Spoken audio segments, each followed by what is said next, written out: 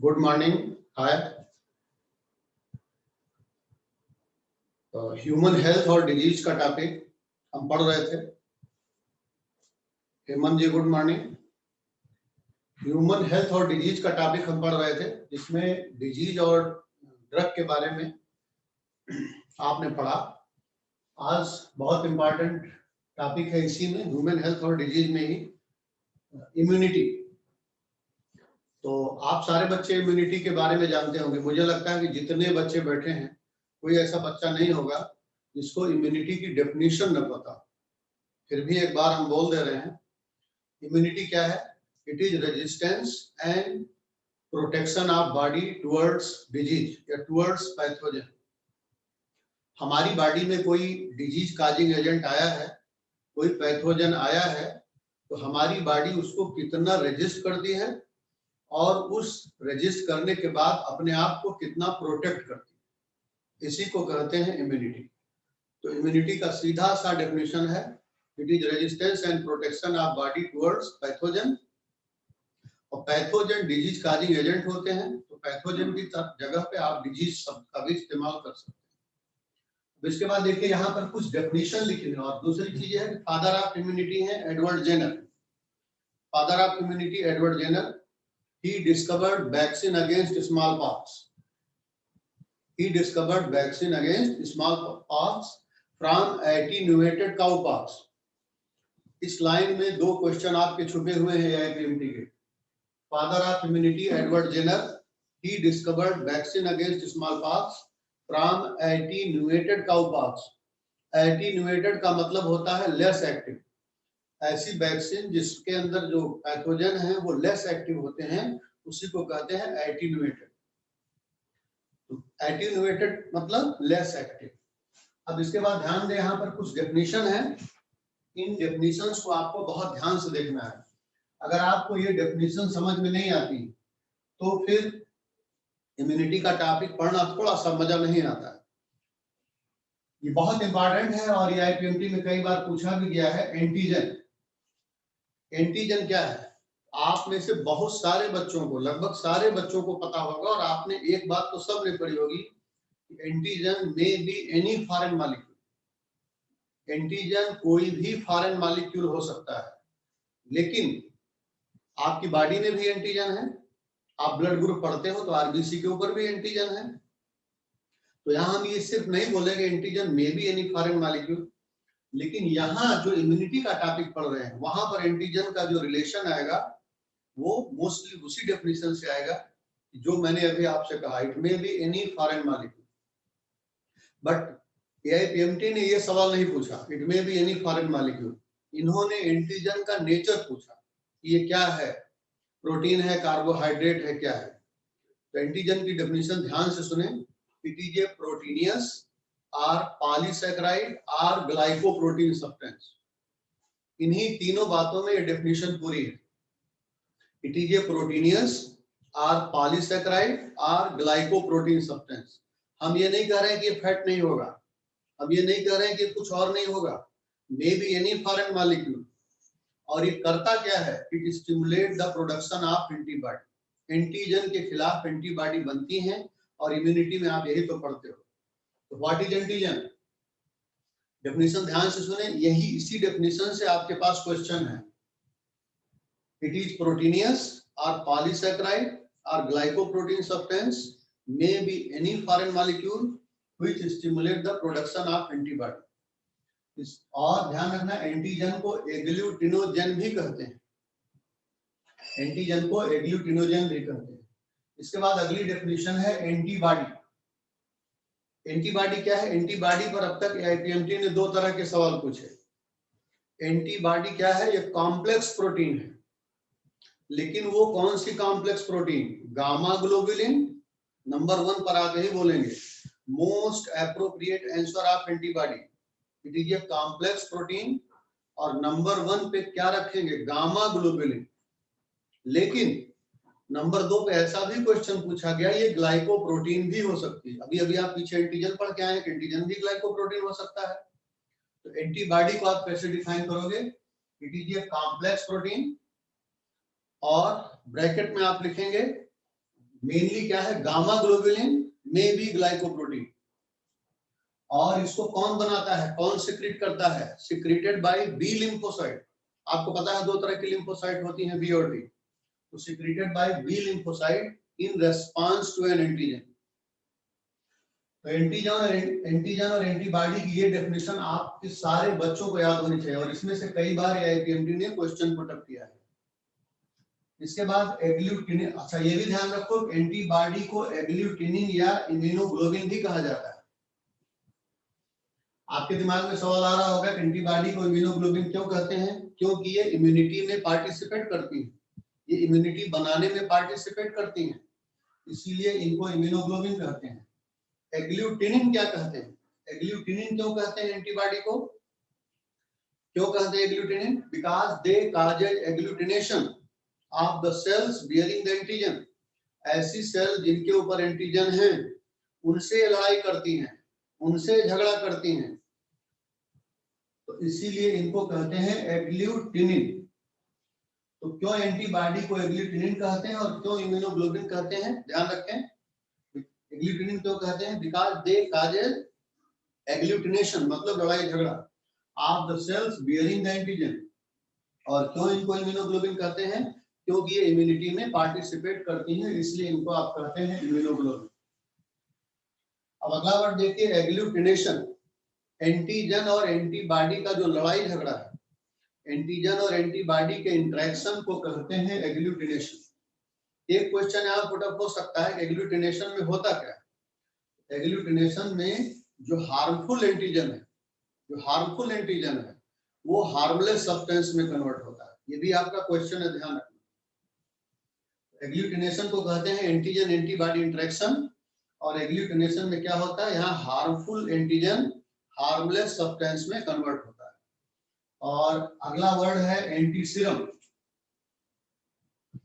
जब भी सीरम जैसा शब्द इस्तेमाल किया जाए, आप एंटीसीरम की डेफिनेशन क्या बोलेंगे? It is serum of any animal, किसी भी एनिमल का सीरम। एंटी सीरम का मतलब बेटा ये होता है कि जब भी आप एंटी सीरम जैसा शब्द बोलेंगे, इसका मतलब उसमें एंटीबॉडी है।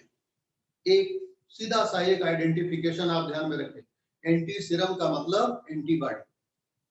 तो it is serum of any animal which contain specific antibody for an antigen. हाँ ये ध्यान रखना, स्पेसिफिक एंटीबॉडी, किसी खास एंटीजन के लिए खास एंटीबॉडी। जैसे आप डॉग बाइट में कुत्ता अगर काट ले तो एंटी रेबीज सीरम लगवाते हो, ARS। तो एंटी रेबीज सीरम का मतलब क्या? उसमें एंटीबॉडी है, और उसमें एंटीबॉडी किसके अगेंस्ट है? जो डॉग बाइट है, रेबीज के अगेंस्ट है। तो इसलिए एंटी सीरम की डेफिनेशन ये हो गया। ऐसे बहुत सारी, आगे आप इम्यूनिटी अभी पढ़ेंगे तो आपको समझ में आएगा। तो एंटी सीरम का मतलब it is serum of any animal which contain specific antibody for an antigen. और वैसे तो इम्यूनिटी में बहुत सारी डेफिनेशन है, बट यहाँ लास्ट इंपॉर्टेंट है इंटरफेरॉन। इंटरफेरॉन क्या होते हैं? Virus infected cell secrete protein. जो वायरस इन्फेक्टेड सेल होती हैं वो प्रोटीन सिक्रीट करती हैं, और ये एंटीवायरल प्रोटीन है। आप सीधा बोल सकते हैं virus infected cell secrete antiviral protein, और इसी को इंटरफेरॉन कहते हैं। और ये 270 अमीनो एसिड की बनी होती है। इंटरफेरॉन 270 अमीनो एसिड की बनी होती है। और आजकल आप देखते ही हैं कि इंटरफेरॉन, अभी पीछे आपने कैंसर पढ़ा, तो इंटरफेरॉन का हर जगह कितना ज्यादा ट्रीटमेंट में इस्तेमाल हो रहा है, खासकर वायरस के अगेंस्ट तो बहुत ज्यादा इस्तेमाल होगा। तो इंटरफेरॉन कहाँ इस्तेमाल होते हैं, ये तो अब सारी बहुत सारी चीजें ट्रीटमेंट वाली पैथी में आ गई हैं, इसलिए इसमें बहुत ज्यादा कुछ आपको समझाने की जरूरत नहीं। तो इम्यूनिटी को पढ़ने के पहले आपने इम्यूनिटी को डिफाइन किया, फादर ऑफ इम्यूनिटी देखा, एंटीजन, एंटीबॉडी, एग्लूटिनेशन, एंटीसीरम और इंटरफेरॉन। ये डेफिनेशंस बहुत इंपॉर्टेंट है जो आपके एग्जाम में आती है। और लगभग हर लेक्चर में मैं आपसे बोलता हूं कि आप एनसीईआरटी ओरिएंटेड रहें, जो सही बातें हैं उन पर ध्यान दें, बहुत ज्यादा बाहरी क्वेश्चंस पे आपको जाने की जरूरत नहीं। अब अगर इतना आपको समझ में आ गया है तो आगे हम पढ़ेंगे टाइप्स ऑफ इम्यूनिटी।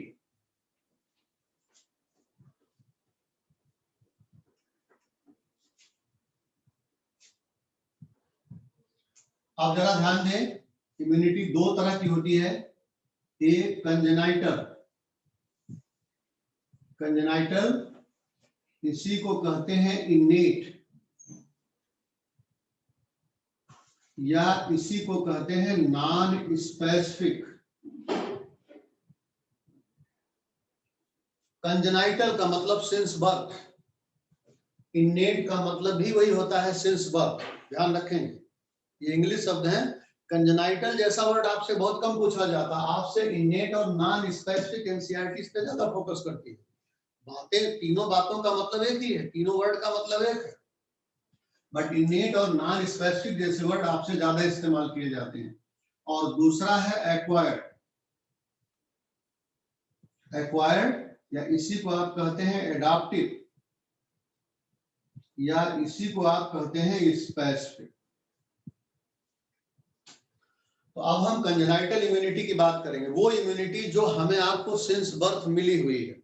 दुनिया में हम आए तो कुछ लेकर के आए, जो इम्यूनिटी लेकर के आए वो कंजेनाइटल है, या उसी को आप कहते हैं इनेट इम्यूनिटी।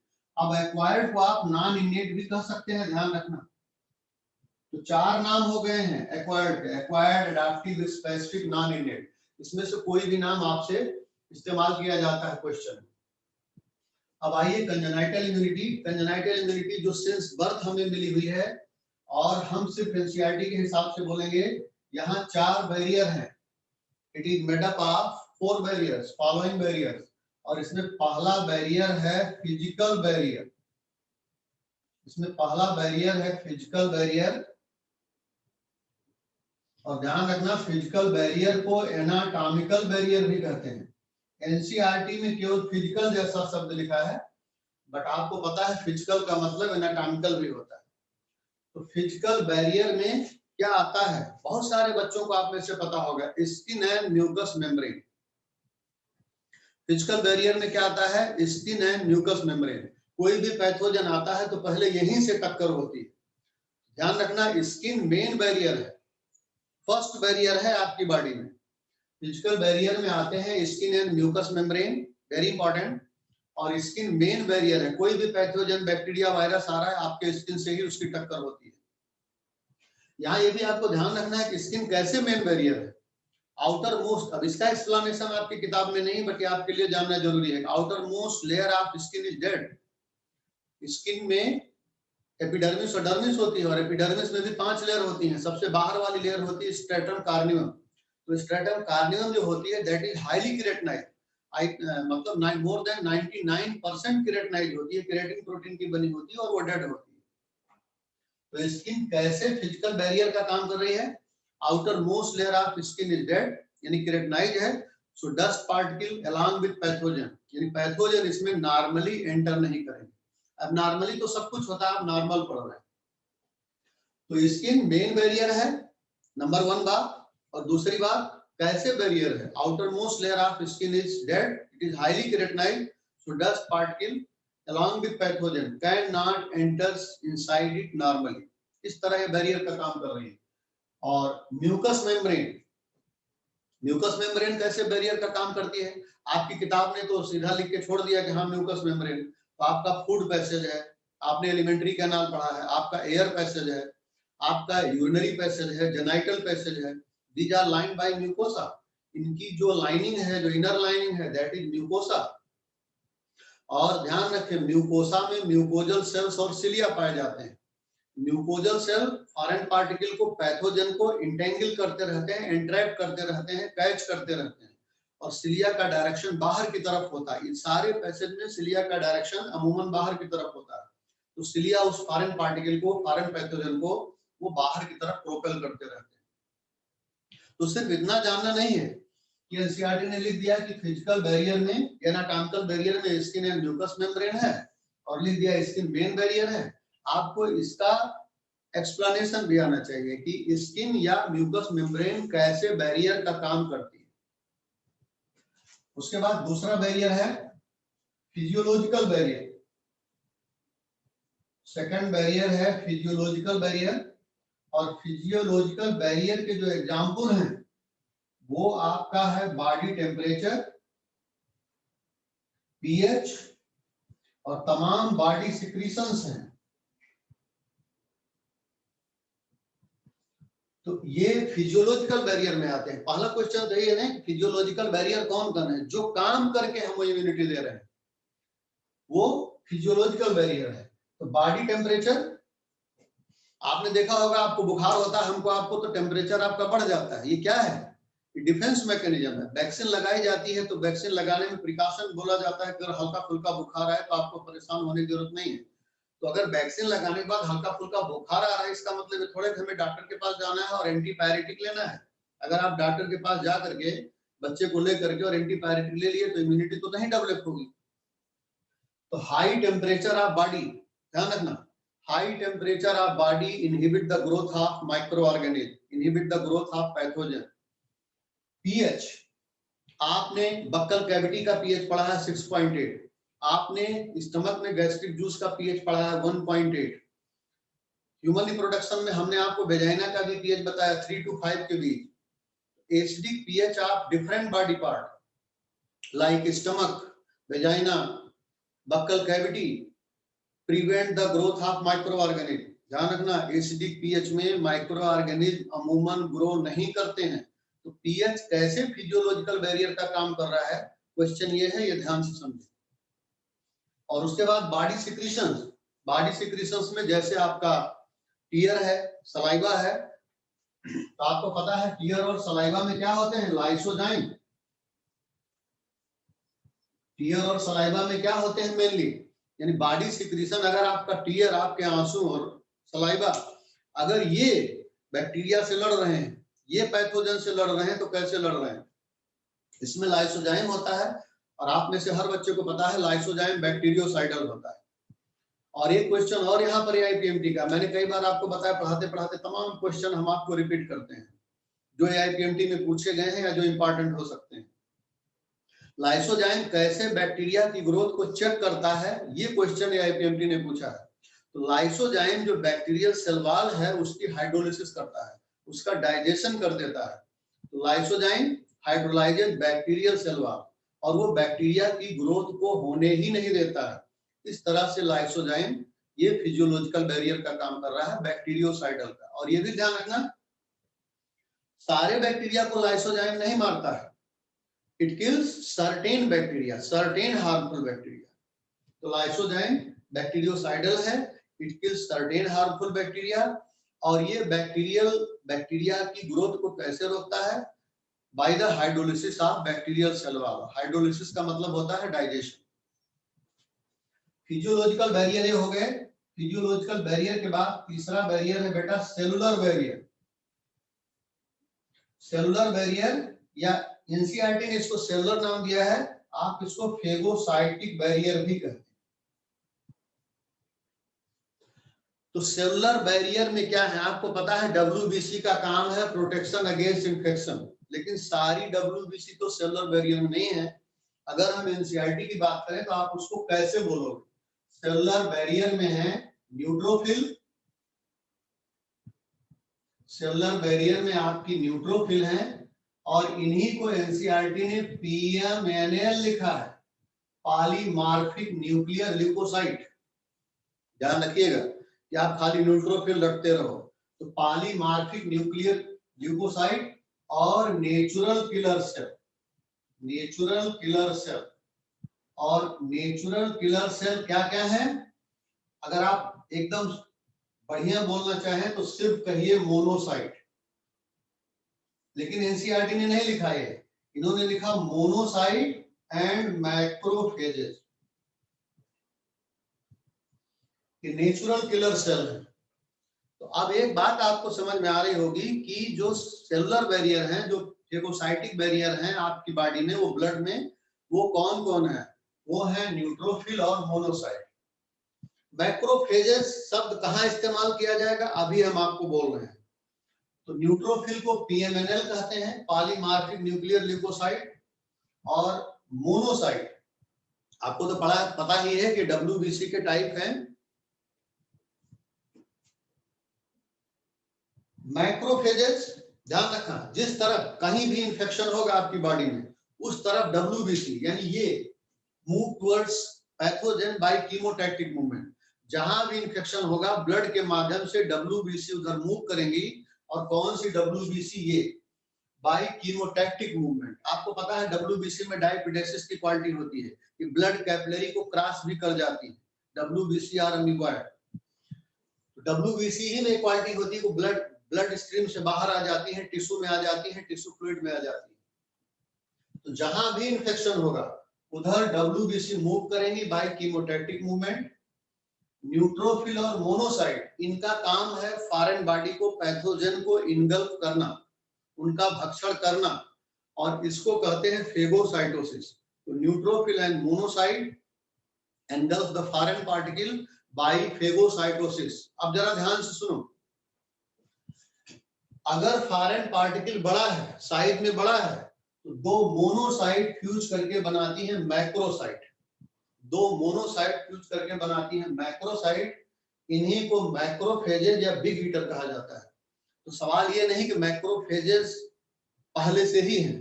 अगर फॉरेन पार्टिकल बड़ा है, आपकी बॉडी में इन्फेक्शन गया है, अगर बैक्टीरिया वायरस फॉरेन पार्टिकल बड़ा है, तो दो मोनोसाइट फ्यूज करके बनाती है मैक्रोसाइट। इन्हीं को आप कहते हैं मैक्रोफेजेज या बिग ईटर। ध्यान देने वाली बात यह है कि मैक्रोफेजेस कभी भी ब्लड स्ट्रीम में नहीं मिलेंगी, ये हमेशा टिश्यू में मिलेंगी, टिश्यू फ्लूइड में मिलेंगी, यानी आप कह सकते हो बॉडी फ्लूइड में, लेकिन ब्लड स्ट्रीम में कभी भी मैक्रोफेजेस नहीं मिलेंगी। ये आपका सवाल है, आपको हमेशा ध्यान रखना चाहिए। तो ये तीसरा बैरियर है सेलुलर बैरियर, और चौथा बैरियर जो एनसीईआरटी ने जिसका एक्सप्लेनेशन किया है दैट इज साइटोकाइन बैरियर। अब ध्यान रखना, सेलुलर बैरियर को फेगोसाइटिक बैरियर भी कहते हैं। साइटोकाइन बैरियर, साइटोकाइन बैरियर में आते हैं इंटरफेरॉन, और इंटरफेरॉन तो हमें भी आपको पीछे डिफाइन करके आ चुके हैं कि virus infected cell secrete antiviral protein, इन्हीं को कहते हैं इंटरफेरॉन। तो ये साइटोकाइन बैरियर में। तो इस तरह से आपने कंजेनाइटल इम्यूनिटी पढ़ी। अगर आपको इतना एक्सप्लेनेशन पता है, जितनी बात आज आपके सामने बोली गई, हमने बोली है, तो मुझे नहीं लगता कि यहाँ पर कोई भी क्वेश्चन आपका गलत होने वाला है। तो समझ में आ गया होगा आप लोगों को कंजेनाइटल इम्यूनिटी।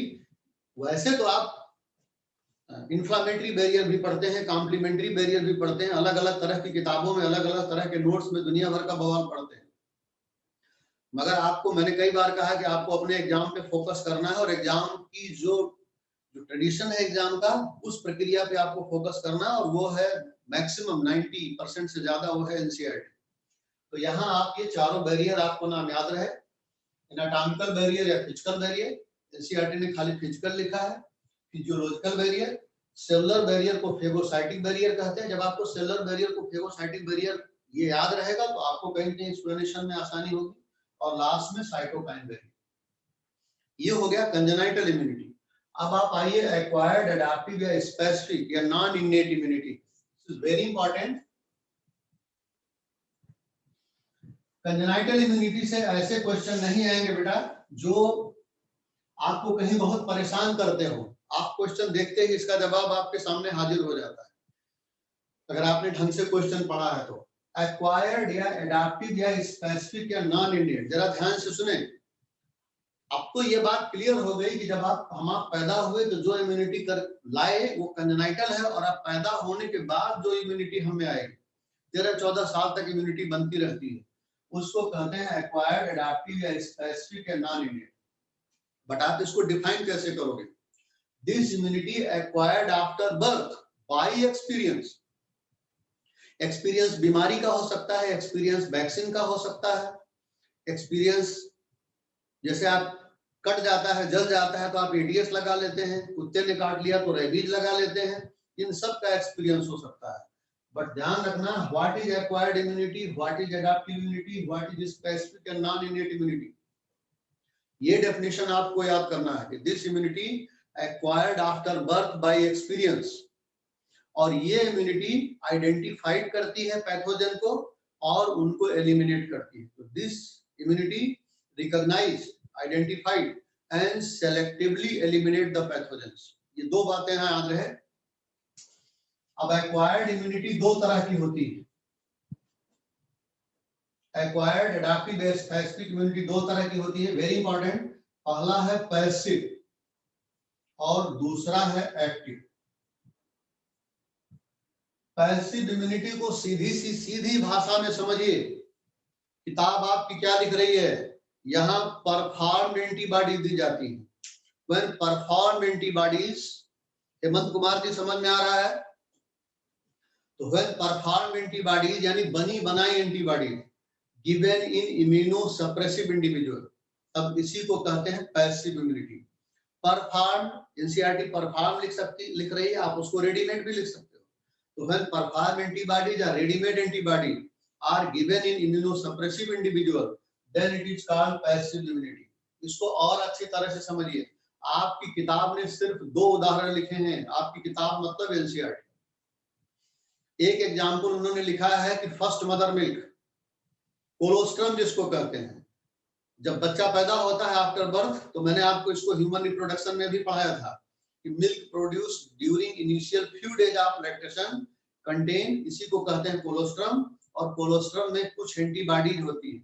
इसमें खास एंटीबॉडी क्या होती है, ये अभी हम आपको आगे बता रहे हैं। आप अभी आगे हम आपको भी थोड़ा सा टाइम देंगे, पहले आप पूरा सुन लीजिए, तो मुझे लगता है हर बात का जवाब आपको समझ में आ जाएगा। आगे पीछे बहुत ज्यादा ना बढ़ो बेटा। अगर हम आपके सवालों का जवाब देने में रहेंगे तो फिर टॉपिक पूरा नहीं होगा, और हर सवाल का जवाब हम आपको दे देंगे, उसकी चिंता मत करिए। तो ये पैसिव इम्यूनिटी की डेफिनेशन है। व्हेन रेडीमेड एंटीबॉडीज यानी when perform antibodies are given in immunosuppressive individual, then it is called passive immunity. समझोगे कैसे? एनसीईआरटी ने तो 2 उदाहरण दिए कि फर्स्ट मदर मिल्क, जिसको अभी हमने आपको समझाया, मिल्क प्रोड्यूस, उसको कोलोस्ट्रम कहते हैं फर्स्ट मदर मिल्क को, और milk produce during initial few days of lactation, इसको कोलोस्ट्रम कहा जाता है सही मायने में, जो 12, 13, 14 दिन, कुछ दिनों तक होता है।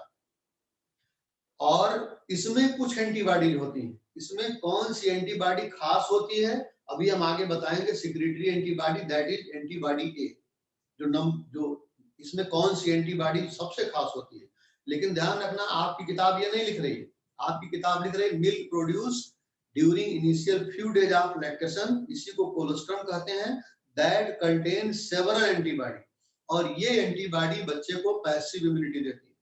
एक और उदाहरण लिखा आपकी किताब में, बच्चा जब मां के पेट में रहता है तो फीटस मां से भी कुछ एंटीबॉडी रिसीव करता है थ्रू प्लासेंटा। तो fetus also receives several antibodies from mother through placenta। NCERT में ये गिने चुने 2 एग्जाम्पल लिखे हैं। अब जरा इसका मतलब भी समझिए। ये जो दोनों उदाहरण हमने आपको बताए हैं, ये नेचुरल पैसिव इम्यूनिटी के एग्जाम्पल है। अगर आपसे कोई क्वेश्चन पुटअप करे कि नेचुरल पैसिव इम्यूनिटी क्या है और आर्टिफिशियल पैसिव इम्यूनिटी क्या है, तब क्या जवाब दोगे? तो ये जो नेचुरली आपको मिल रहा है, मां की तरफ से मिल रहा है, ये नेचुरल पैसिव इम्यूनिटी है। अब आर्टिफिशियल पैसिव इम्यूनिटी क्या होगी? भाई देखो, आप जा रहे थे रास्ते में, ऐसे ही क्वेश्चन पूछा जाता, आप कहीं जा रहे थे, आपको कुत्ते ने काट लिया, आप डॉक्टर के यहाँ पहुंचे और आपको रेबीज की वैक्सीन लगी, या आप कहीं जल गए, कट गए, आप एटीएस का इंजेक्शन लगवाने जाते हो, या आप कहीं जा रहे थे, बहुत पिकनिक मनाने जा रहे थे, स्नेक बाइट हो गया, सांप ने काट लिया, आप हॉस्पिटल में जाके एंटी स्नेक वेनिम लगवाते हो। एंटी वेनिम जिसको कहा जाता है, एंटी स्नेक वेनम।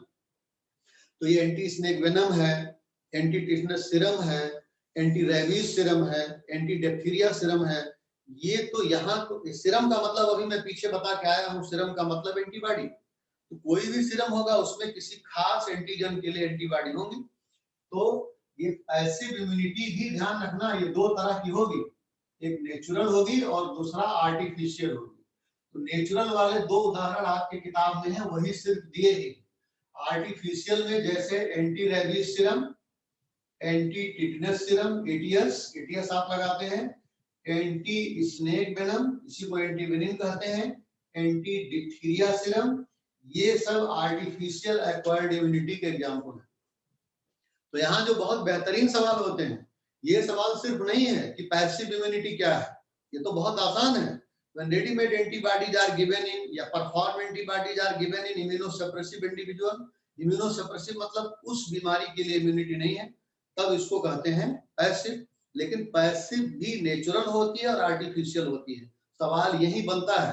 तो एनसीईआरटी ने जो उदाहरण दिए हैं वो पैसिव इम्यूनिटी के एग्जाम्पल दिए हैं, यानी पैसिव में नेचुरल पैसिव के एग्जाम्पल दिए, आर्टिफिशियली एक्वायर्ड इम्यूनिटी के एग्जाम्पल नहीं दिए हैं, लेकिन ध्यान रखना सवाल इस पर ज्यादा पूछा गया है, ध्यान रखिएगा। तो आपको एटीएस दिया जा रहा है, anti rabies vaccine, anti snake serum, vaccine नहीं कहेंगे सारी, सीरम, आपको एंटी डिप्थीरिया सीरम, ये जितने सीरम होते हैं मैं पहले ही बोल करके आया हूँ। सीरम का मतलब उसमें बनी बनाई एंटीबॉडी किसी खास एंटीजन के लिए है। तो एंटी रेबीज सीरम में क्या है, कुत्ते के लिए, वहां जो रेबीज है, जो रेबीज वायरस है, उसके लिए बनी बनाई एंटीबॉडीज है, और इतनी सफिशिएंट मात्रा में है कि जब आपकी बॉडी में हो जाएंगी तो उससे आपको डिफेंड करेंगे। आपकी बॉडी को तुरंत एंटीबॉडी बनाने की जरूरत नहीं है, ये एंटीबॉडी आपके बॉडी में तुरंत पहुंचेंगी और उस एंटीजन से आपको डिफेंड करेंगे। तो ये हो गया पैसिव इम्यूनिटी। आगे आइए एक्टिव इम्यूनिटी।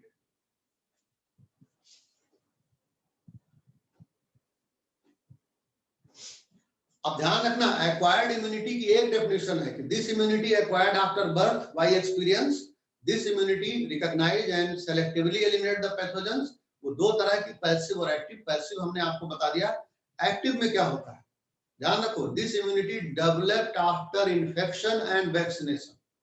अब आपसे क्वेश्चन पूछा जाएगा, आपने वैक्सीन लगवाई है, बचपन में आपको तमाम वैक्सीन लगी होगी, या आपने देखा होगा तमाम लोगों को चिकन पॉक्स हो जाता है।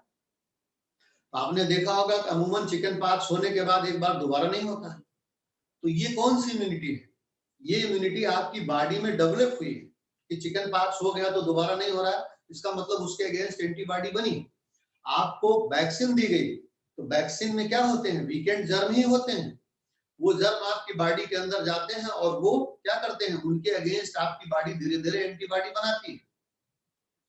तो अगर इस तरह की डेफिनेशन आ रहा है, व्हाट इज एक्टिव इम्यूनिटी, ये क्लासिफिकेशन बहुत इंपॉर्टेंट है कि एक्वायर्ड इम्यूनिटी क्या है, पैसिव इम्यूनिटी क्या है, और एक्टिव इम्यूनिटी क्या है। तो active immunity, this immunity developed after infection and vaccination, very very important, and it is form by lymphocyte. ये इम्यूनिटी कौन बनाता है, लिम्फोसाइट। अब जन्म के बाद लिम्फोसाइट कहां बनती हैं, बोन मैरो में। ध्यान रखना, जन्म के बाद, जन्म के पहले नहीं, जन्म के पहले lymphocytes are produced in liver and spleen.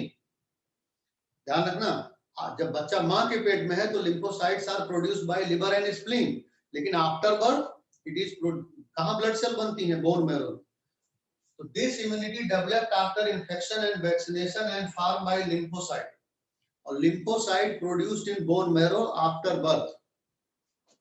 ध्यान रखें, दो तरह की लिम्फोसाइट होती हैं, बी और टी। आपने पढ़ा होगा बी सेल और टी सेल। तो दो तरह की लिम्फोसाइट, बी सेल और टी सेल, चाहे बी लिम्फोसाइट कहो चाहे बी सेल कहो, बात एक ही, ये दो तरह की है। अब ये तो बिल्कुल कंफर्म है कि जन्म के बाद बोन मैरो में लिम्फोसाइट बनती है, तो जो लिम्फोसाइट बोन मैरो में ही रह जाती है, वहां मैच्योर होती है, उनको बी लिम्फोसाइट कहते हैं। और बनने के बाद जो लिम्फोसाइट बोन मैरो से थाइमस ग्लैंड में माइग्रेट कर जाती है, थाइमस ग्लैंड को training school of T lymphocyte कहा जाता है, थाइमस, टी फॉर थाइमस, उनको टी लिम्फोसाइट कहते हैं।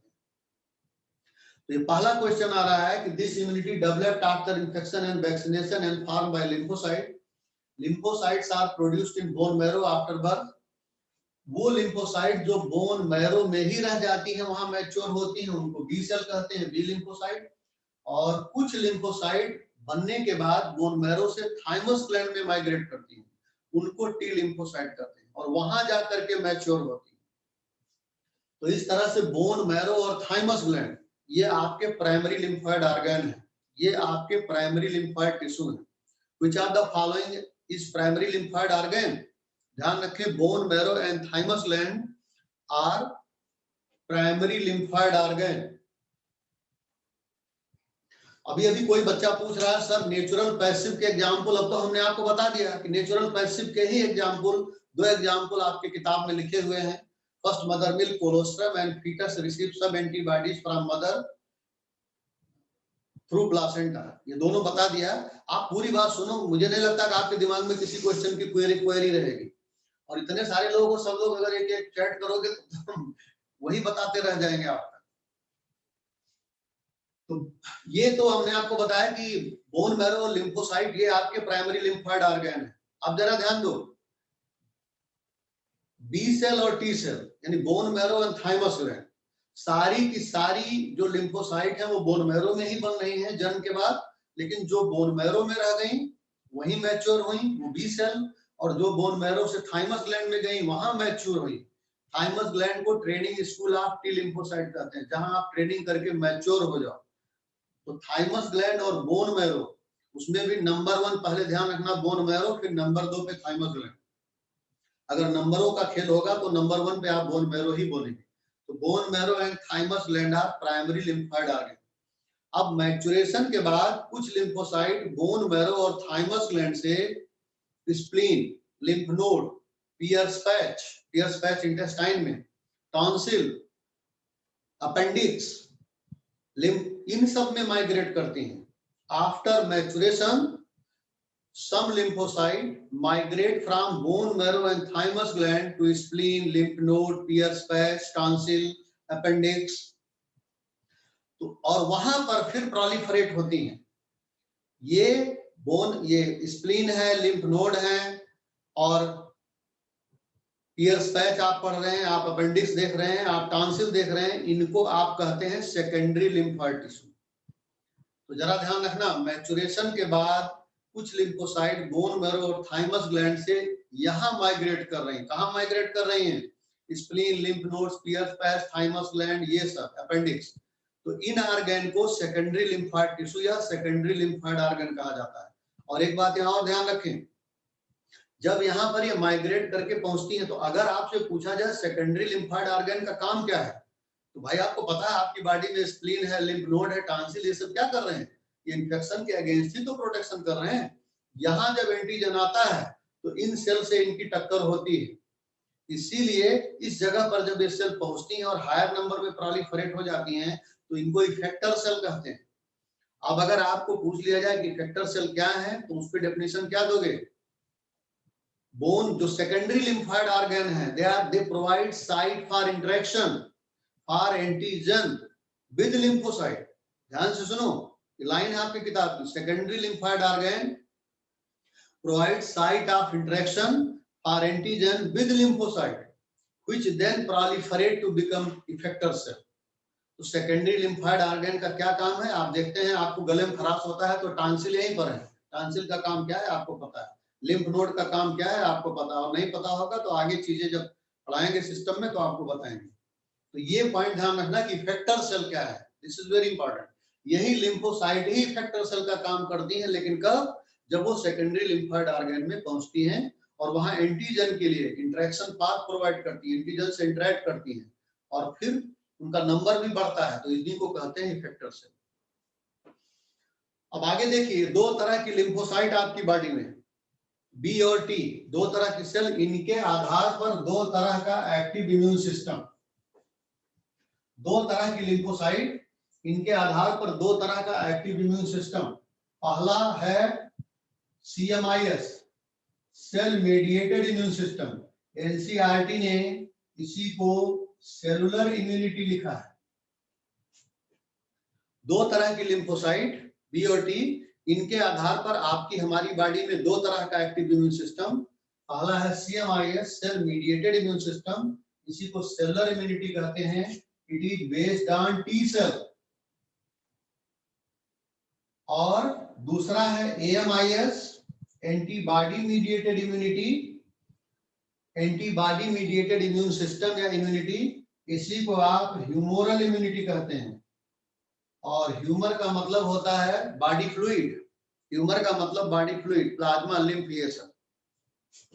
तो ये किस पर डिपेंड है? It is based on B cell. यही बी सेल बनाती हैं एंटीबॉडी, यही बी सेल प्रोड्यूस करती हैं एंटीबॉडी। तो फिर से ध्यान दें, दो तरह की लिम्फोसाइट और इनके आधार पर दो तरह का एक्टिव इम्यून सिस्टम। अगर आप सीधे एनसीईआरटी की भाषा पे आते हो तो सेलुलर इम्यूनिटी और ह्यूमरल इम्यूनिटी या एंटीबॉडी मीडिएटेड इम्यूनिटी। बट ऐसे पढ़ना मेरे हिसाब से ज्यादा अच्छा है कि आप सारे नाम जाने। अब आप पहला लीजिए सेलुलर इम्यूनिटी। ये इम्यूनिटी टोटल एक्टिव इम्यूनिटी का, टोटल इम्यूनिटी का 60 to 70% बनाती है। और सेलुलर इम्यूनिटी टी सेल पे बेस्ड है तो इसका मतलब टी सेल का बहुत बड़ा मेजर रोल है आपकी इम्यूनिटी को बनाने में। आपको पता है AIDS attack over T lymphocyte, इन्हीं सेल का नंबर कम होता है तो आपकी इम्यूनिटी बहुत तेजी से कम हो जाती है। तो this immunity based on T cell and form 60 to 70% of total immunity. और ये जो टी सेल होती हैं वो तीन तरह की होती हैं बेटा। एक तो H T cell, helper T cell, ध्यान रखना और भी तरह की हो सकती हैं, बट किताब आपकी लिख रही है कि टी सेल मेनली तीन तरह की होती हैं, मुख्य तो तीन ही हैं। हेल्पर टी सेल, इन्हीं को एच टी सेल कहते हैं। और देखो नाम से ही क्लियर है, हेल्पर का मतलब जो किसी की मदद करे। तो ये किसकी मदद करती हैं? They help the B cell, they help the B cell for the formation of antibody, क्योंकि B cell antibody mediated immunity बनाती हैं। तो टी सेल जो हेल्पर टी सेल है, हम सारे टी सेल की बात नहीं बोल रहे हैं, और सबसे ज्यादा ये टी सेल मोस्ट न्यूमरस होती भी है, मोर देन ये 75% के आसपास टोटल टी सेल का होती है, ध्यान रखिएगा। हेल्पर टी सेल 75% के आसपास होती है टोटल टी सेल का। और हेल्पर का मतलब यहाँ आपको रटना नहीं है, they help the B cell, किसकी मदद करेंगे? B cell. और बी सेल का काम क्या है? एंटीबॉडी बनाना। तो सीधा सा जवाब है, they help the B cell for the formation of antibody. दूसरा देखो killer T cell, K T cell, या इन्हीं को सीटी सेल भी कहते हैं, cytotoxic T cell. Killer T cell या सीटी सेल। तो किलर का मतलब मारना, किसको मारती है? ये वायरस इन्फेक्टेड सेल और कैंसरस सेल को मारती है। ये वायरस इन्फेक्टेड सेल और कैंसरस सेल को मारती है। नाम से ही क्लियर है ये क्या कर रही है, किलर का मतलब मारना। और तीसरा है ST cell, suppressor T cell. Suppressor T cell का मतलब, अरे भाई आप किसी को मारोगे तो कब तक मारोगे? ज्यादा ज्यादा मर जाएगा तभी तक तो मारोगे, कि मारते ही रहोगे दनादन? ऐसा तो नहीं है। तो सप्रेसर टी सेल का मतलब जब इनने काम पूरा कर लिया, जब इम्यून सिस्टम ने काम पूरा कर लिया, तो वो इम्यून सिस्टम को सप्रेस करती है, इम्यून सिस्टम को सप्रेस करती है, दबाती है कि नहीं भाई काम हो गया, अब और एक्टिव रहने की जरूरत नहीं। तो सप्रेसर का मतलब they suppress the immune system after the antigen antibody reaction is over, यानी एग्लूटिनेशन, एंटीजन एंटीबॉडी रिएक्शन को एग्लूटिनेशन कहते हैं। तो एग्लूटिनेशन के बाद वो इम्यून सिस्टम को सप्रेस करती है। ग्राफ्टिंग रिजेक्शन टेक्निक, आप ग्राफ्टिंग रिजेक्शन टेक्निक आपके कोर्स में नहीं है, कोई बच्चा पूछ रहा है, पहले कोर्स ओरिएंटेड हो जाओ, ग्राफ्टिंग की बात बाद में कर लेंगे। ग्राफ्टिंग में आइसोग्राफ्ट, एलोग्राफ्ट, जीनोग्राफ्ट, ऑटोग्राफ्ट, ये सारी ग्राफ्टिंग है। इतना जरूर यहाँ पर ध्यान रखने की, अगर ग्राफ्टिंग जो रिजेक्ट होती है, मान लिया किडनी ट्रांसप्लांटेशन हुआ, तो ग्राफ्टिंग जो रिजेक्ट हो रही है, that is due to activity of T cell.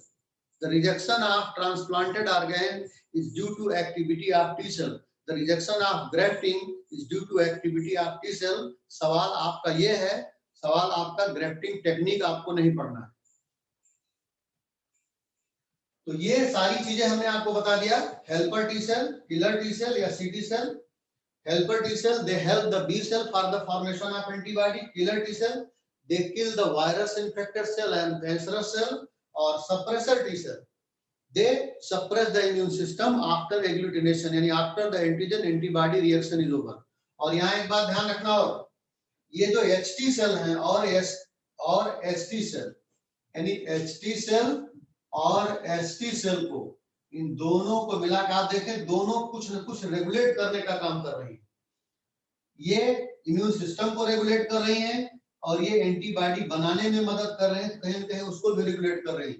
इसलिए इन दोनों को आरटी सेल कहते हैं, रेगुलेटर टी सेल।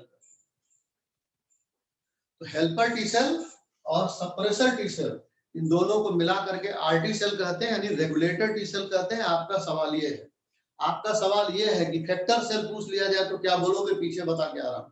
आपका सवाल ये है कि आपको रेगुलेटर टी सेल पूछ लिया जाए तो क्या जवाब दोगे? ये भी मैं अभी मैंने आपको बताया। और ये लास्ट पॉइंट ध्यान रखना, the rejection of transplanted organ is due to activity of T cell. तो ये ध्यान रखना, और ध्यान रखना एंटी रिसेप्टर के आधार पर एचटी सेल को T4 सेल भी कहा जाता है। On the basis of receptor, इसके जो रिसेप्टर है उनके आधार पर एचटी सेल को T4 सेल भी कहा जाता है। तो अगर आपसे पूछ दिया जाए AIDS attack over T lymphocyte, तो कभी कभी वहां T4 सेल भी लिखा रहता है, और ये जो KT और CT सेल हैं, ST सेल हैं, इनको T8 सेल कहा जाता है। ये रिसेप्टर के आधार पर है, ये आपकी किताब में नहीं, ये क्वेश्चन हमने आपको अलग से बताया। तो ये बात हो गई आपकी सेलुलर इम्यूनिटी की। अब सेलुलर इम्यूनिटी के बाद आपको आगे पढ़ना है एंटीबॉडी मीडिएटेड इम्यूनिटी।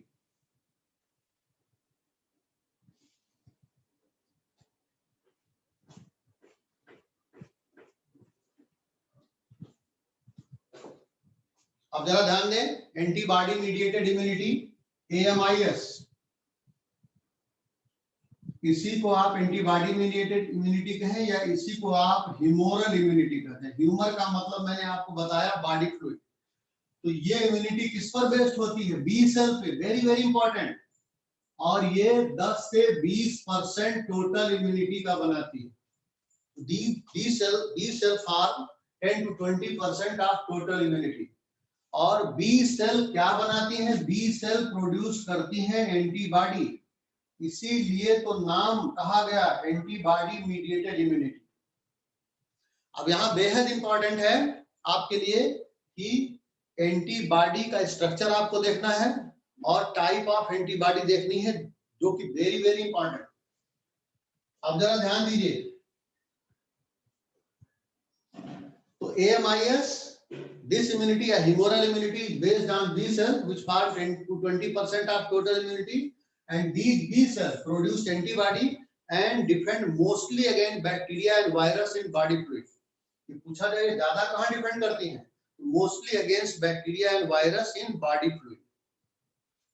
अब एक एंटीबॉडी को मैंने बताया था, क्योंकि ये इम्यूनिटी में पार्टिसिपेट करती हैं, इसलिए इनको इम्यूनोग्लोबिन भी कहते हैं।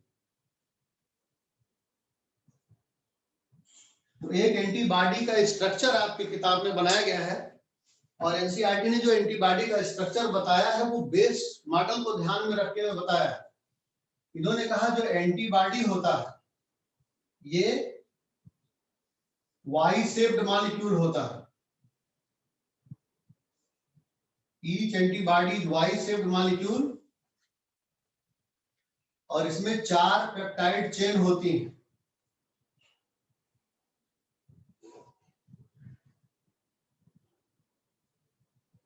इस तरह का डायग्राम आपकी किताब में बना हुआ है, और मैं चाहता हूं कि जब आप पढ़ने बैठे तो एनसीईआरटी भी लेकर के बैठें, और खासकर अब आगे क्लास 11th वाले टॉपिक शुरू होंगे तो उसमें बहुत सारे डायग्राम हैं, तो आपको एनसीईआरटी की किताब लेकर बैठना आपके लिए ज्यादा बेनिफिशियल होगा।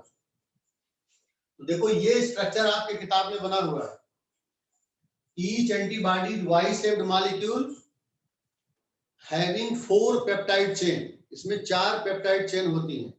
देखो 2 स्मॉल चेन है, एक इधर और 2 बड़ी चेन है। तो 2 स्मॉल चेन है, स्मॉल चेन को लाइट चेन कहा जाता है, और जो बड़ी चेन है उनको हैवी चेन कहा जाता है। इसलिए antibody molecule is represented as H2Al2। समझ आ गया? Each antibody Y shaped molecule having 4 peptide chain, 2 small chain and 2 long chain, large chain। तो जो स्मॉल चेन है उनको लाइट चेन कहेंगे, और जो बड़ी चेन है लॉन्ग चेन उनको हैवी चेन कहते हैं। इसलिए due to this reason antibody molecule is represented as H2Al2। इतना लिख के एनसीईआरटी ने छोड़ दिया। आगे और ध्यान दो, यहां पर अगर आप इस किताब को देख रहे होंगे तो यहां पर दिया हुआ है एंटीजन बाइंडिंग साइट। यहां पर ये दिया हुआ है एंटीजन बाइंडिंग साइट्स। तो ये क्वेश्चन पूछा जाता है कि एंटीबॉडी मॉलिक्यूल में एंटीजन बाइंडिंग साइट कहां होती हैं? आपको दिखाई पड़ रहा है क्लियरली, एक हैवी और एक लाइट चेन के बीच। तो antigen binding sites in antibody molecule are present between 1 heavy and 1 light chain. यानी यहां भी हो गया, यहां भी हो गया। और तीसरी बात, एंटीबॉडी मॉलिक्यूल आपस में बंधे होते हैं बाई डाइसल्फाइड बॉन्ड। और चौथी बात, एंटीजन से जो एंटीबॉडी की जो बाइंडिंग होती है that is through electrostatic force of attraction. तो ये पांचों क्वेश्चन आईपीएमटी में प्रीवियसली पूछे जा चुके हैं, जो हमने आपको बताया। एक बार हम फिर से रिपीट कर रहे हैं। Each antibody Y-shaped molecule having 4 peptide chain, 2 small chain इनको light chain कहते हैं, 2 long chain इनको heavy chain कहते हैं. Hence antibody molecule is represented as H2L2. Antibody molecule are held together by disulfide bond. Antigen binding site antibody में कहाँ पाई जाती हैं? They are present between one heavy and one light chain. और antigen molecule antibody से बंधे रहते हैं, तो कौन से फोर्स से बंधे रहते हैं? Through electrostatic force of attraction. आप जरा ध्यान दो, ये एंटीबॉडी 5 तरह की होती हैं. इम्यूनोग्लोबिन 5 तरह की होती हैं, ए, जी, एम, ई, डी. वेरी वेरी इंपॉर्टेंट, यहां से बहुत ज्यादा आईपीएमटी नीट क्वेश्चन पूछता है. तो ये 5 तरह की एंटीबॉडी है. पहला लीजिए इम्यूनोग्लोबिन ए, इनको सिक्रीटरी एंटीबॉडी भी कहते हैं. वेरी इंपॉर्टेंट, इम्यूनोग्लोबिन ए, इनको सिक्रीटरी एंटीबॉडी कहा जाता है. कहां पाई जाती है? बॉडी सिक्रीशंस में. जैसे आपने अभी मिल्क पढ़ा था, तो मिल्क में कोलोस्ट्रम पढ़ा, तो कोलोस्ट्रम में मेनली कौन एंटीबॉडी होती है? आप जवाब दोगे इम्यूनोग्लोबिन ए. तो बॉडी सिक्रीशन और म्यूकोजल सरफेस में पाई जाती है. ये 2 क्वेश्चन वेरी वेरी इंपॉर्टेंट. इसको सिक्रीटरी एंटीबॉडी कहते हैं and present on body secretion and mucosal surface. और अगर आप इनका स्ट्रक्चर बनाएंगे तो ध्यान रखना, ये डाइमर है. डाइमर है, ये कुछ इस तरह का स्ट्रक्चर आएगा, इस तरह का स्ट्रक्चर आएगा, ध्यान रखेंगे.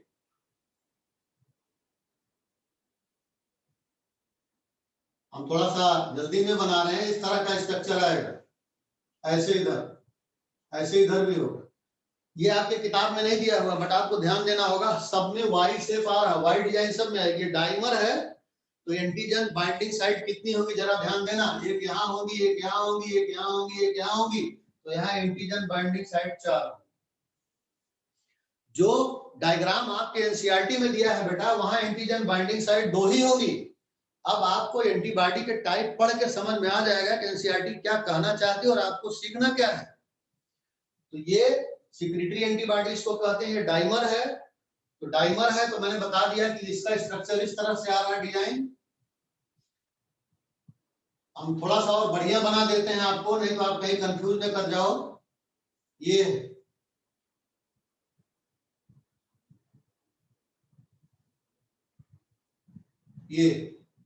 और उसके बाद ये लाइट चेन ऐसे सेम इधर हो जाएगा, यही बात सेम इधर हो जाएगी. और अब दूसरी वाली चेन आप बना लीजिए, ये ऐसे हर जगह लाइट चेन रहेगी ना, आप हर जगह बना लीजिए ऐसे. तो ये देखिए 1 2 3 4 बाइंडिंग साइट हो गई. तो जब हम आप डाइमर कह रहे हैं, जब हम मोनोमर कहेंगे तो बाइंडिंग साइट 2 होंगी. देखिए मोनोमर रखा हुआ है जो किताब में आपने बना है. जब हम कहेंगे डाइमर होगी तो बाइंडिंग साइट 4 होगी. तो यहाँ 4 क्वेश्चन बेहद अहम है आपके एग्जाम के लिए. एक तो ये सिक्रीटरी एंटीबॉडी, ये बॉडी सिक्रीशन और म्यूकोजल सरफेस में पाई जाती है. तो अगर आपसे पूछा जाए कि लाइफ जो कोलोस्ट्रम है फर्स्ट मदर मिल्क, उसमें मेन कौन एंटीबॉडी है, तो जवाब यही होगा इम्यूनोग्लोबिन ये एंटीबॉडी है. और ये डाइमर है तो number of antigen binding site 4 हो गई. हम आपको बार बार समझाना चाह रहे हैं कि बाइंडिंग साइट कैसे 4 हुई. दूसरा देखिए इम्यूनोग्लोबिन जी. इम्यूनोग्लोबिन जी, इसके बारे में 4-5 पॉइंट बिल्कुल ख्याल में रहे. It is most important antibody, सबसे ज्यादा इंपॉर्टेंट एंटीबॉडी ये है, सबसे ज्यादा नंबर इसका है. It is most abundant type of antibody. करीब 70 to 80% ऑफ टोटल एंटीबॉडी होती है. ध्यान रखिएगा 80% ऑफ टोटल एंटीबॉडी, बाकी 20% में सब है. तो इसको सर्कुलेटरी एंटीबॉडी भी कहते हैं. पहला इसको सर्कुलेटरी एंटीबॉडी भी कहते हैं. दूसरी बात आप ध्यान में रखें, it is most important antibody.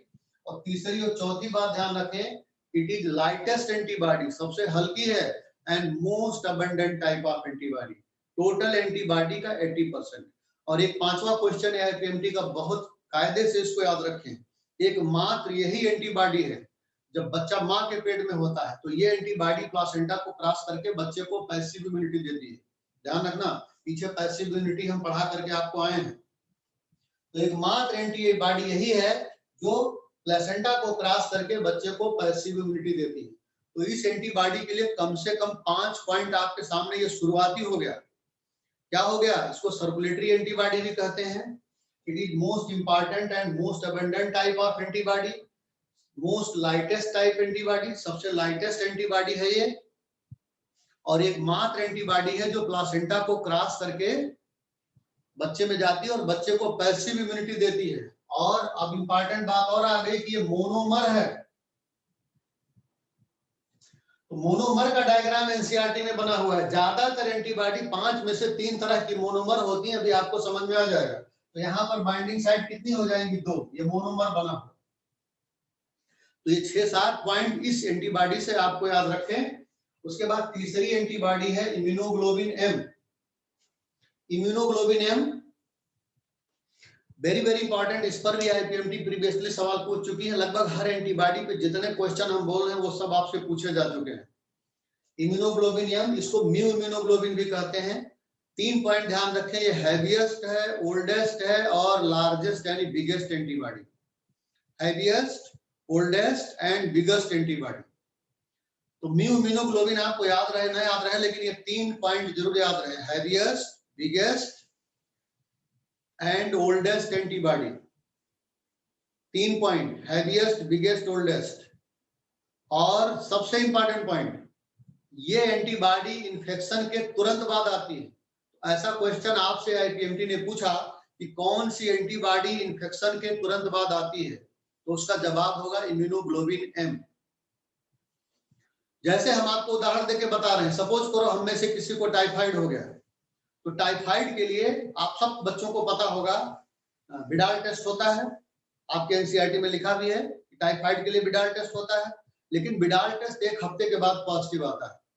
अब मान लिया टाइफाइड किसी को हुआ और वो डॉक्टर के पास गया और उसको कहीं न कहीं कोई शंका हुई, सपोज करो पहले टाइफाइड हुआ रहा, तो उसको शंका हुई टाइफाइड रिकरिंग होता है, तो कहीं ऐसा तो नहीं मुझे दोबारा हो गया। तो डॉक्टर के पास जाता है और कहता है कि डॉक्टर साहब कुछ ऐसा करिए कि हमें जल्दी पता चले। तो डॉक्टर एक टेस्ट लिखता है, वो टेस्ट होता है, वो टेस्ट लिखता है इम्यूनोग्लोबिन एम फॉर टाइफाइड। इस तरह का वो लिख देगा आपसे कि आप इम्यूनोग्लोबिन एम टेस्ट कराइए फॉर टाइफाइड। तो अगर इम्यूनोग्लोबिन टेस्ट आप करा करके लाए तो ये पहले दिन ही बताएगा कि हाँ आपको टाइफाइड है, क्योंकि बैक्टीरिया आपकी बॉडी में आ चुका है, उसके खिलाफ एंटीबॉडी बन रही। तो हर बीमारी के अगेंस्ट एंटीबॉडी बनती है, हर पैथोजन के अगेंस्ट एंटीबॉडी बनती है। तो ये टेस्ट ऐसा है कि पहले दिन ही पॉजिटिव आ जाएगा, इम्यूनोग्लोबिन एम फॉर टाइफाइड पहले दिन पॉजिटिव होगा। तो इसीलिए हम बता रहे हैं, इसी को बेस बना करके आईपीएमटी ने सवाल पूछा कि कौन सी एंटीबॉडी इन्फेक्शन के तुरंत बाद आती है, तो उसका जवाब है इम्यूनोग्लोबिन एम। तो एजीएम। और ये जो इम्यूनोग्लोबिन एम है, आप जरा ध्यान रखना, ये पेंटामर है। इम्यूनोग्लोबिन एम पेंटामर है। इम्यूनोग्लोबिन एम पेंटामर है। इसकी डिजाइन कुछ ऐसे होती है, हम आपको जल्दी में बता दे रहे हैं। 1 2 3 4 5 इस तरह की डिजाइन आएगी, ध्यान रखना। बाइंडिंग साइट ऐसे बन जाएंगे, इस तरह की डिजाइन इसकी आएगी। अब इस पे आप डबल डबल बना लो और एंटीजन बाइंडिंग साइट भी लगा लो। तो ये इम्यूनोग्लोबिन एम है, ये पेंटामर है, तो नंबर ऑफ बाइंडिंग साइट 2 × 10 10 हो जाएंगे।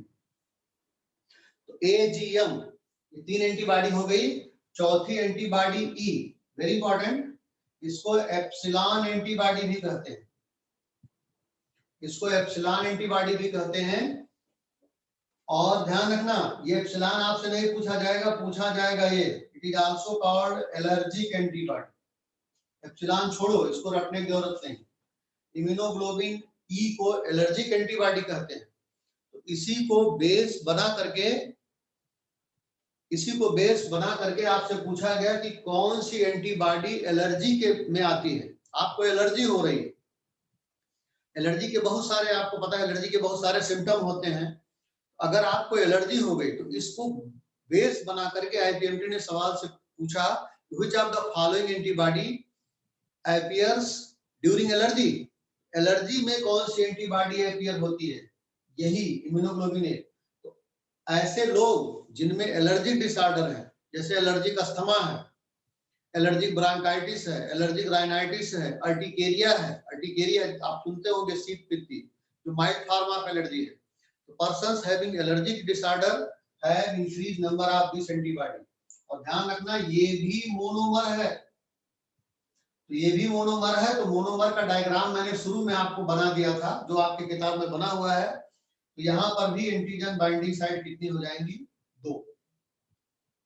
तो इम्यूनोग्लोबिन AGMED, लास्ट में डी, इसको डेल्टा इम्यूनोग्लोबिन या इसको सरफेस एंटीबॉडी भी कहते हैं। खाली इतना जानना पर्याप्त है, इसको सरफेस एंटीबॉडी कहते हैं। तो ये सरफेस पे पाई जाती है, ये सेल्स के सरफेस पे पाई जाती है और ये एंटीजन को रिप्रेजेंट करती है, एंटीजन को रिसीव करती है। तो ये 5 तरह की एंटीबॉडी और ये भी मोनोमर है। तो ये मोनोमर है तो यहाँ पर भी बाइंडिंग साइट कितनी हो जाएंगी? 2। तो हम आपको इतनी बात क्यों बता रहे? इतनी बात बताने का पर्पज ये था बेटा कि एनसीईआरटी में जो उन्होंने लिख दिया, एंटीबॉडी का स्ट्रक्चर बना दिया और वाई डिजाइन में कर दिया, तो ठीक है आपने 5 एंटीबॉडी पढ़ी, 5 में 3 का तो वो डिजाइन है, लेकिन सब में वाई शेप आ रहा है, लेकिन बाइंडिंग साइट के हिसाब से वाई शेप सब में आ रहा है, बट बाइंडिंग साइट के हिसाब से आपको अलग अलग देखना होगा और जो क्लियर पिक्चर हो आपको अपने दिमाग में रखनी होगी। तो ये 5 एंटीबॉडी आपके ख्यालों में रहे, AGMED। और ये ट्रिक भी बता दे रहे हैं, अगर आपको डाइमर मोनोमर न याद रहे तो देखो DM dimer monomer, P pentamer, P से पॉली नहीं होगा, PMM, DM PMM, AGMED, ये सीक्वेंस याद रखिए और DM PMM याद रखिए। तो ये आपका बाइंडिंग साइट और ये सारी चीजें आपको जो स्ट्रक्चर है वो क्लियर हो जाएगी आपको। तो ये 5 तरह की एंटीबॉडी आपने पढ़ लिया और अब आपका टाइप ऑफ इम्यूनिटी हो गई। अब आपको यहां पर पढ़ना है लाइन ऑफ डिफेंस।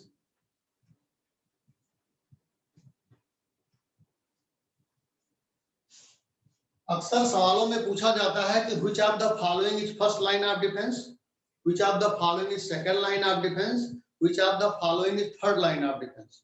ये 3 लाइन ऑफ डिफेंस आपकी बॉडी में बन रही है। तो ध्यान रखना फर्स्ट लाइन ऑफ डिफेंस क्या है।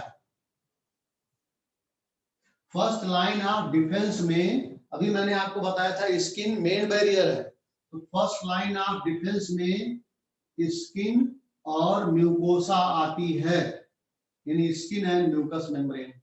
याद करने का ये भी तरीका जाने कि first line of defence immunity पढ़ के 3 लाइन ऑफ डिफेंस बन रही है हमारी आपकी बॉडी में।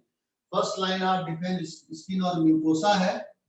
चलो हम सेकंड की बात नहीं करते हैं, हम थर्ड की बात कर लेते हैं।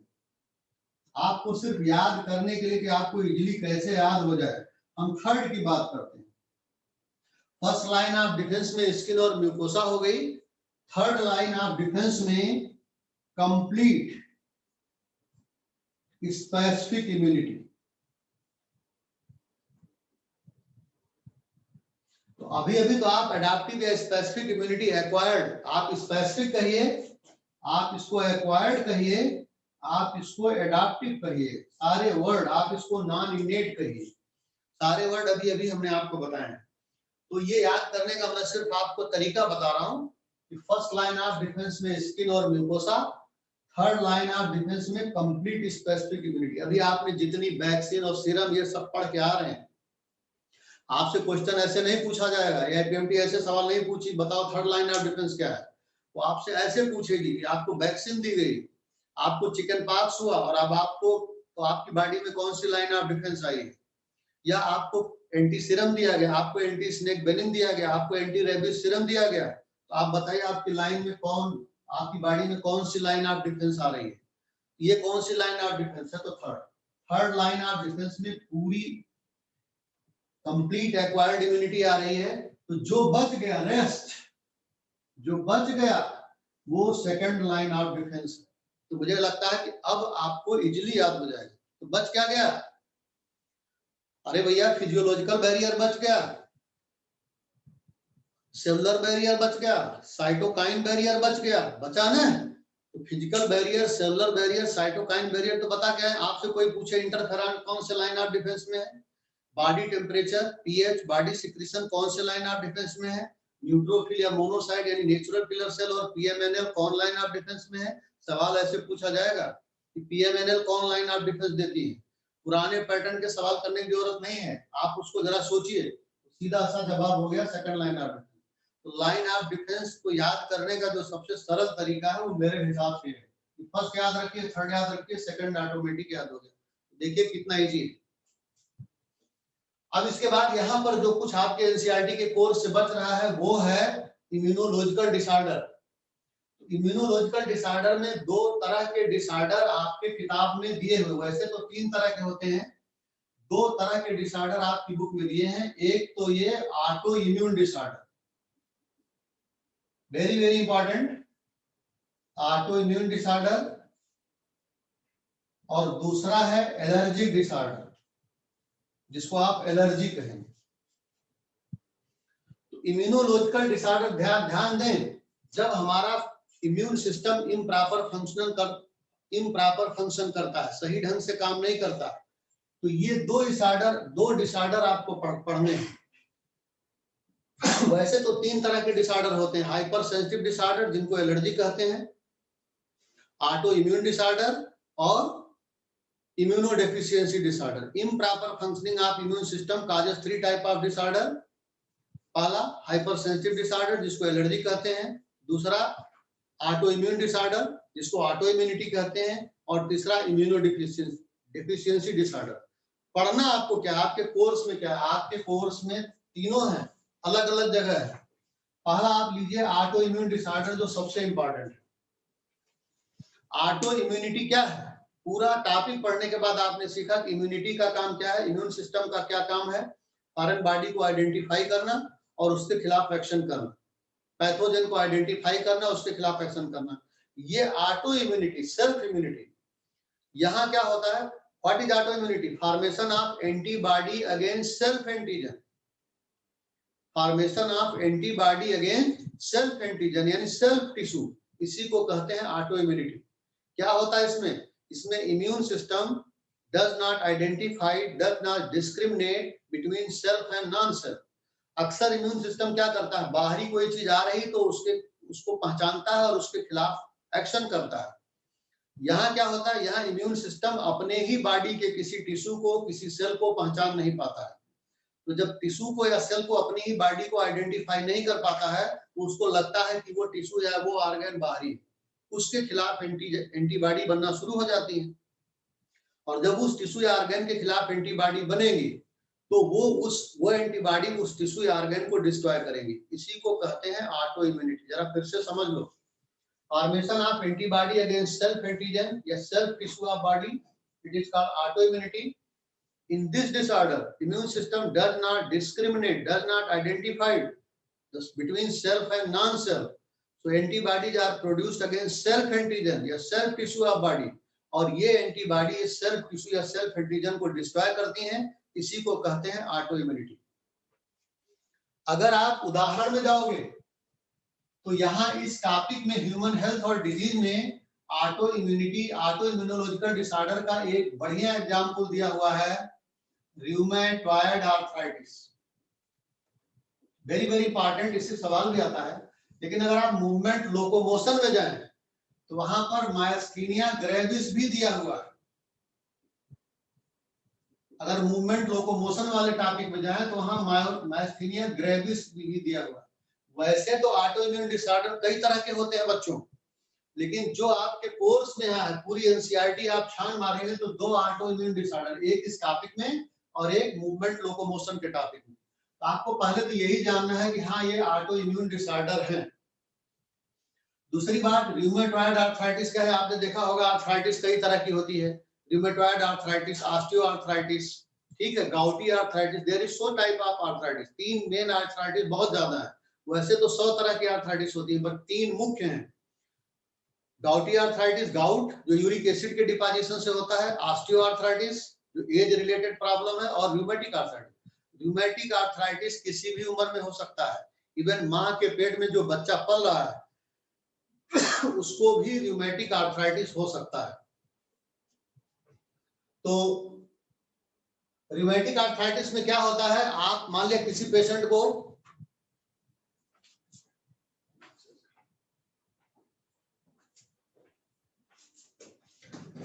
किसी पेशेंट को रूमेटिक आर्थराइटिस है और वो डॉक्टर के पास जा रहा है, तो डॉक्टर सबसे पहले लिखता है आप एक्सरे कराओ, बहुत सारी जांच कराओ, लेकिन ये भी लिखता है कि आप अपने ब्लड में रूमेटिक फैक्टर टेस्ट कराइए। तो अगर रूमेटिक फैक्टर पॉजिटिव है तो डॉक्टर को शंका हो जाती है कि हाँ इनको रूमेटॉइड आर्थराइटिस है, और लगभग 90% ये बात सही है कि रूमेटिक फैक्टर पॉजिटिव आने पर। तो पहला सवाल ये है कि रूमेटॉइड आर्थराइटिस क्या है, it is due to presence of rheumatic factor in blood, और ये रूमेटिक फैक्टर एक तरह की एंटीबॉडी है। दूसरा सवाल है इट इज इम्यूनोग्लोबिनियम, कौन सी एंटीबॉडी इंफेक्शन के बाद आ सकती है या ऐसे ही आ सकती है तुरंत, इम्यूनोग्लोबिनियम, ये भी दूसरा क्वेश्चन है, it is a type of immunoglobulin. और तीसरा सवाल ये है यहाँ पर किसके खिलाफ एंटीबॉडी बनेगी, तो आपने पढ़ा होगा ज्वाइंट में साइनोवियल ज्वाइंट, साइनोवियल ज्वाइंट में साइनोवियल मेम्ब्रेन होता है, तो यहाँ साइनोवियल मेम्ब्रेन के खिलाफ एंटीबॉडी बनती है, यानी यहाँ साइनोवियल मेम्ब्रेन को इम्यून सिस्टम आइडेंटिफाई नहीं कर पाता। तो जब साइनोवियल मेम्ब्रेन को इम्यून सिस्टम आइडेंटिफाई नहीं करता है तो उसके खिलाफ एंटीबॉडी बनेगी और साइनोवियल मेम्ब्रेन डिस्ट्रॉय होगी।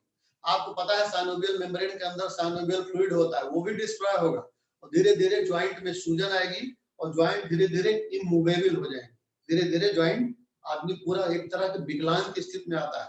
हालांकि अब इसकी इतनी अच्छी दवाएं आ गई हैं कि इस तरह की कंडीशन नहीं आती अगर पेशेंट टाइमली डॉक्टर के पास विजिट करे तो एक तो ये हो गया रूमेटिक फैक्टर, रूमेटॉइड आर्थराइटिस, और दूसरा मायस्थीनिया ग्रेविस। जब मूवमेंट लोकोमोशन का टॉपिक पढ़ते हैं तो वहां एनसीईआरटी ने बीमारी दी हुई है, यहाँ पर एंटीबॉडी बनती है, वहां पर हम आपको मसल का स्ट्रक्चर बताएंगे, मसल फाइबर का। तो जहां पर जिस जगह मसल फाइबर को जिस जगह पर नर्व पेनिट्रेट करती है उसको कहते हैं न्यूरोमस्कुलर जंक्शन। तो यहाँ एंटीबॉडी बनती है न्यूरोमस्कुलर जंक्शन के खिलाफ, ये जानना इंपॉर्टेंट है मायस्थीनिया ग्रेविस में। तो जब न्यूरोमस्कुलर जंक्शन के खिलाफ एंटीबॉडी बनेगी बेटा तो ये जंक्शन डिस्ट्रॉय होगा, एसिटिल कोलिन का प्रोडक्शन यहाँ होता है इस जंक्शन पे, वो जंक्शन खराब होने लगेगा और धीरे धीरे मसल्स में पेन होगा और मसल्स धीरे धीरे काम करने लायक नहीं रहेंगी, ये कंडीशन वो पैरालिसिस की तरफ भी जा सकती है। तो इसी को कहते हैं मायस्थीनिया ग्रेविस। ऑटोइम्यून डिसऑर्डर के दो खास उदाहरण हैं जिनको आपको याद रखना है, एक यहाँ इस टॉपिक में दिया हुआ ह्यूमन हेल्थ डिजीज में और दूसरा दिया हुआ मूवमेंट लोकोमोशन, और दूसरा है एलर्जी। एलर्जी के बारे में हमें आपको नहीं बताना है, तमाम बच्चों को पता है एलर्जी क्या होती है। एलर्जी के आपको सिम्टम यहाँ पर देखना है, पहले तो कॉमन एलर्जन देखना है। तो सबसे कॉमन एलर्जन में नंबर 1 पे पॉलन ग्रेन आता है। अगर आप खाना बहुत तरह का खाते हैं, कोई तरह का खाना आपको एलर्जन कर सकता है, लेकिन मोस्टली जो डेयरी प्रोडक्ट होते हैं वो एलर्जी करते हैं, एग एलर्जी करता है और फिश एलर्जी करती है। तो पॉलन ग्रेन है, और फूड में आइए डेयरी प्रोडक्ट, एग और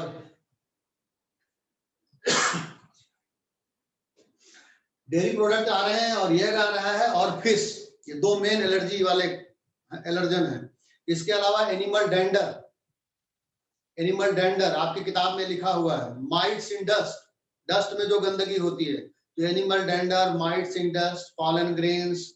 वैसे तो एलर्जी किसी से भी हो सकती है, आपने देखा होगा लोग जाड़े में छाता लगा के चलते हैं तो उनको धूप से एलर्जी है। तो एलर्जन कोई भी हो सकता है, जो कॉमन एलर्जन आपकी किताब में लिखे उसको ध्यान में रखें। और अगर एलर्जी होगी तो क्या होगा, तो आपने देखा होगा अचानक में छींक आने लगती है, आंसू आने लगते हैं, तो स्नीजिंग है, टीयरिंग है, आंसू बहने लगते हैं, फीवर हो जाता है हल्का फुल्का, कहीं रैशेस निकल आएंगे, कहीं खुजली मचना शुरू हो जाएगी, तो ये सब एलर्जी के कॉमन सिम्टम है। और जो एलर्जिक डिसऑर्डर है, कुछ एलर्जिक डिसऑर्डर को भी आप नोट कर लें, जिसमें एक है एलर्जिक राइनाइटिस। राइन का मतलब नोच, यहाँ नेजल ट्रैक्ट, जो नेजल म्यूकोसा होती है, नेजल ट्रैक्ट की म्यूकोसा होती है, उसमें इन्फ्लामेशन होता है due to any allergen, specially pollen grain. तो वही छींक और नाक बहना और रनिंग नोज, ये सब चीजें आती है। दूसरा है एलर्जिक अस्थमा। एलर्जी का अस्थमा आपको पढ़ा है, आपको रेस्पिरेटरी सिस्टम में बताएंगे अस्थमा क्या है। It is inflammation in bronchi and bronchiole. ये भी मोस्टली एलर्जिक होता है, specially due to pollen grain. और तीसरा आपको यहाँ पर पढ़ना है अर्टिकेरिया। अर्टिकेरिया जिसको शीत पित्ती हिंदी में कहते हैं, it is mild form of allergy. Allergy का बहुत छोटा फॉर्म है। आप कंप्लेंट करते हो डॉक्टर से कि डॉक्टर साहब देखिए दवा खाया था और यहाँ देखिए लाल हो गया, यहाँ देखिए इन्फ्लामेशन हो गया, यहाँ देखिए रैसेस निकल आए, यहाँ देखिए ब्लिस्टर निकल आए, छाले निकल आए, इस तरह का कंप्लेंट करते हो। डॉक्टर साहब मैंने तो फला चीज खाई या मैंने तो ये दवा खा ली और मुझे ऐसा हो रहा है, रैसेस आ रहे हैं, ब्लिस्टर्स आ रहे हैं, लोकल स्वेलिंग हो रही है, खुजली हो रही है। तो ये अर्टिकेरिया के सिम्टम है और this is mild form of allergy. हमने आपको बताया कि एनसीईआरटी में दो तरह के एलर्जी डिसऑर्डर हैं, एक ऑटो इम्यून, दूसरा एलर्जी, और तीसरा इम्यूनो डेफिशिएंसी डिसऑर्डर भी है। तीसरा मैं लिख नहीं रहा हूं, तीसरा इम्यूनो डेफिशिएंसी डिसऑर्डर। तो इम्यूनो डेफिशिएंसी डिसऑर्डर के क्या कारण हो सकते हैं, ये क्वेश्चन है।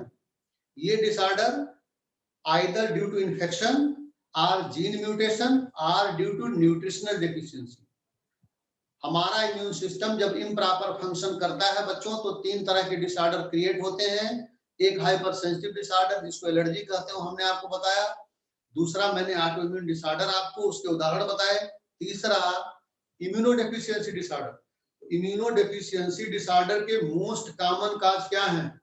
एक इन्फेक्शन, एचआईवी है कि नहीं इम्यूनो डेफिशिएंसी, तो एचआईवी इन्फेक्शन की वजह से होता है ना, तो सबसे बड़ा कारण इन्फेक्शन है, दूसरा जीन म्यूटेशन है और तीसरा न्यूट्रिशनल डेफिशिएंसी हो सकती है। और इसका जो बेस्ट एग्जांपल है इन्फेक्शन का, वो आपके किताब में जो मैंने आपको पहले पढ़ा दिया है, एचआईवी एड्स। तो एड्स का कॉमन काज क्या है? इन्फेक्शन, तो पहला कारण हो गया। और दूसरा जीन म्यूटेशन या न्यूट्रिशनल डेफिशिएंसी। इसमें एक बीमारी आती है SCID, severe combined immunodeficiency.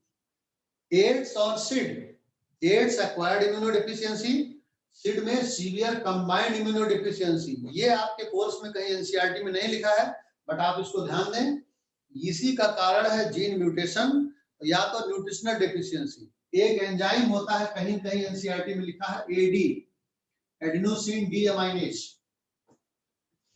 NCERT में कहीं कहीं लिखा है, चाहे वो किसी डिजीज में लिखा हो, ध्यान रखना। तो ये एक एंजाइम होता है एडिनोसिन डीएमाइनेज, ये लिम्फोसाइट के प्रॉपर बनने के लिए जिम्मेदार होता है।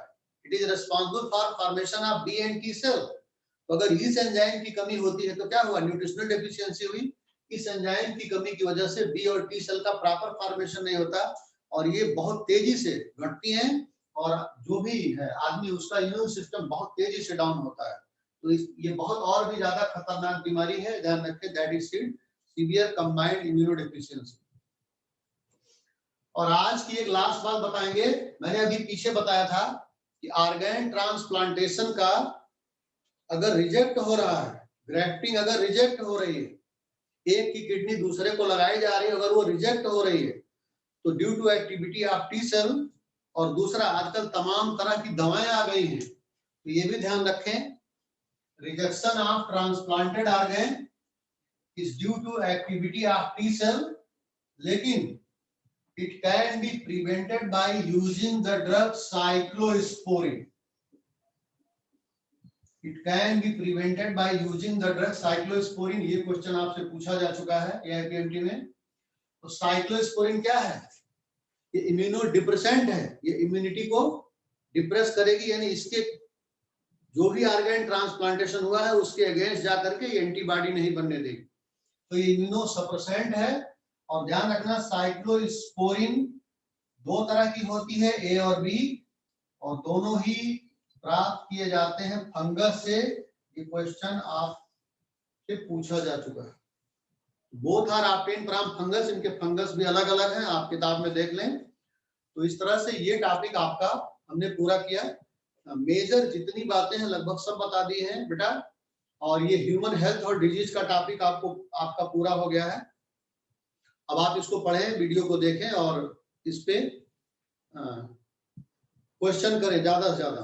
अगर आप ज्यादा से ज्यादा क्वेश्चन की प्रैक्टिस नहीं करेंगे तो आप चाहे जितना पढ़ लीजिए, आपका नुकसान होना तय है। इसलिए पढ़ना और प्लस क्वेश्चन की प्रैक्टिस, ये आपके लिए बहुत वैल्यूएबल है। राकेश जी, राकेश शुक्ला जी, ठीक है। पढ़ाई के साथ साथ क्वेश्चन की प्रैक्टिस बहुत ज्यादा इंपॉर्टेंट है, इसका ध्यान रखें। और अब इसके बाद 11th का टॉपिक शुरू होगा, तो मैं आप लोगों से गुजारिश करूंगा और ये मेरा आदेश भी है। अब वो आदेश मानना न मानना आपका काम है, बट आप अच्छे बच्चे हैं, मानेंगे। आप एनसीईआरटी की किताब लेकर के बैठेंगे, क्योंकि नेक्स्ट टॉपिक में आपका एनिमल किंगडम शुरू होगा। बहुत सारे डायग्राम हैं, सारे डायग्राम आपको पहचानने हैं। और एनिमल किंगडम के लिए, क्योंकि ये क्रैश कोर्स है, तो कैसे हम एनिमल किंगडम को आपको समझा सकते हैं ज्यादा से ज्यादा, इस पर फोकस रहेगा। ठीक है, थैंक यू बेटा।